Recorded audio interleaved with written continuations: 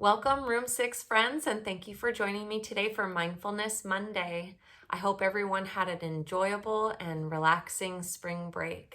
To begin, I'd like to do a quick review of the 4 breathing exercises that we've been talking about during our Mindfulness Monday videos. We have the infinity breath, the triangle breath, the circle breath, and the zigzag breath. If you're feeling worried or anxious or stressed, use one of those breathing exercises to help calm your mind and your body. Next up, let's do a quick refresher of the Superflex unthinkables we've been talking about this school year.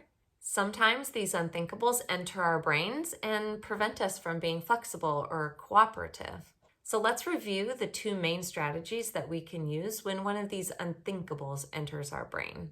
First, we can size the problem. Make sure that your reaction matches the size of the problem. If it's a little problem, then you can use a breathing exercise to help you calm down, or maybe find a quiet space where you can be alone for a little bit. If it's a big problem, then you know that you can ask an adult for help. We don't need to do things on our own all the time. And the second one is self-talk. We can use that inner dialogue to help us solve our problems. Remember, our bodies and our minds are ready to help us when we're having a hard time.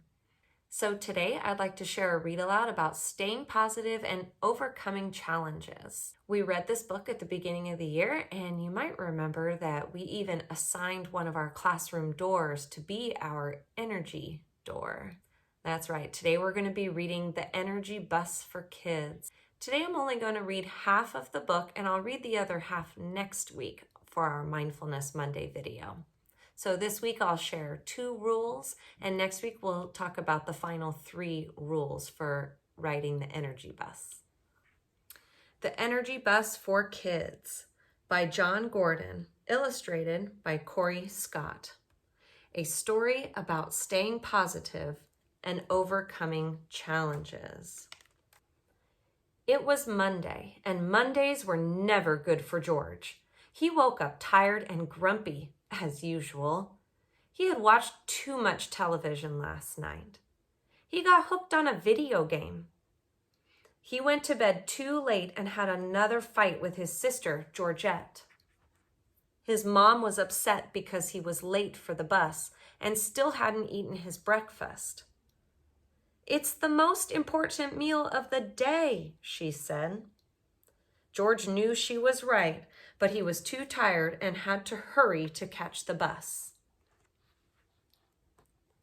As George ran to the bus stop with his heavy backpack, he could see bus number 11 pulling away. George was so upset he wanted to cry, but he didn't. He just put his head down and wondered what else could go wrong today. Luckily, as the bus driver drove away, she saw George, stopped the bus, and yelled out the window, "I wouldn't leave you. Come on, get on the bus." This bus driver wasn't his usual bus driver. George had never seen her before. She said her name was Joy, and she had the biggest smile he had ever seen. He told her his name was George and sat down in the first seat. "What's got you down and what's with that frown?" Joy asked. "Everything is going wrong," George said. "That's okay, George. You're on my bus now. I call it the Energy Bus. Sit down and I'm going to teach you some rules that will take you on a positive ride throughout life." "Are you ready to learn the first rule?" Joy asked. "If you are, say yes 3 times. George and all the kids on the bus then shouted, "Yes, yes, yes!" Joy told the kids on the bus the first rule. Rule number 1, create a positive vision. When you are on the bus going to school, think about having a great day. When you are on the bus going home, picture yourself having a great night. When you think about your future, imagine yourself accomplishing your goals and dreams, said Joy. If you can see it, you can create it. If you have a vision, then you also have the power to make it happen. As George waited for class to begin, he thought about what Joy had said about creating a positive vision. He imagined himself getting an A+ on his spelling test today and hitting a home run in his baseball game on Saturday. Then he remembered his teacher telling him the importance of writing down your goals and drawing pictures of them. So George took out a piece of paper and drew a picture of his spelling test with a big A+ at the top. He also drew a picture of himself hitting a home run. George knew the pictures would help him remember his positive visions, so he folded his drawings and put them in his pocket. That afternoon, as George walked on the bus, Joy gave him a big smile and asked him to sit in the first seat again so they could talk. "How was school today?" she asked. "Did you have a better day?" "It was a little better," answered George. "I felt happier, and I'm pretty sure I got at least an A on my spelling test. But after that, I had to deal with a bunch of challenges. I tripped in the hallway while walking to class. I couldn't find my math workbook. A few of the mean kids were doing their usual mean things. I got hit in the face with a soccer ball and had to go to the nurse. It just wasn't a good day," said George. "I understand," said Joy. "We all will face challenges in life. That's why it's so important to learn the next rule.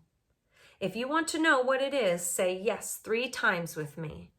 George and everyone on the bus shouted, "Yes, yes, yes."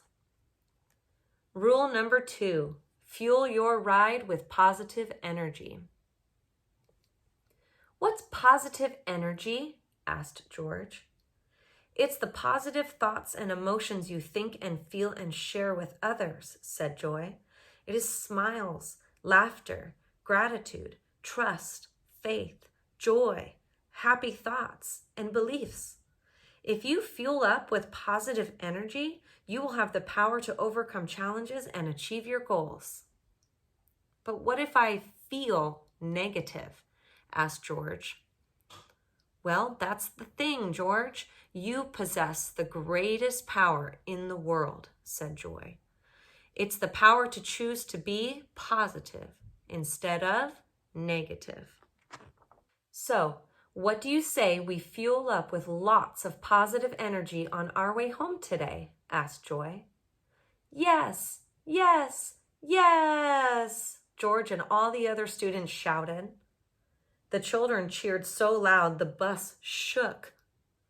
Then, as the energy bus approached George's bus stop, Joy told George to think of a success from his day and share it with his parents at dinner or bedtime. She said his success of the day could be one thing that made him smile and feel great. The next morning, George stepped onto the bus feeling more positive than ever. "Someone is looking very happy today," Joy said, smiling at George. "I feel like my tank is full of positive energy," George said with a big smile on his face. "I love it, George. Make sure you keep filling your tank with positive energy throughout the day at school." She gave him a few tips to remember. Smile big, be thankful, and fuel yourself with positive beliefs. Then she asked George to repeat after her. "I am ready for a great day. I believe in myself. I trust that I will accomplish my goals and dreams." The energy bus pulled up to the school and George stepped off, ready to take on the day. As he walked towards the building, he heard Joy cheer. "Remember, George, if you fuel up with positive energy, you can go as far as you can dream. Dream big, George." To be continued.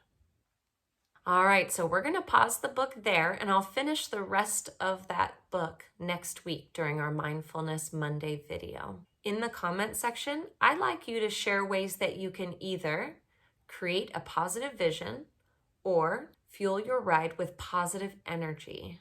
Okay, I will see you tomorrow for our Teacher Read Aloud Tuesday. I hope you have a wonderful Monday.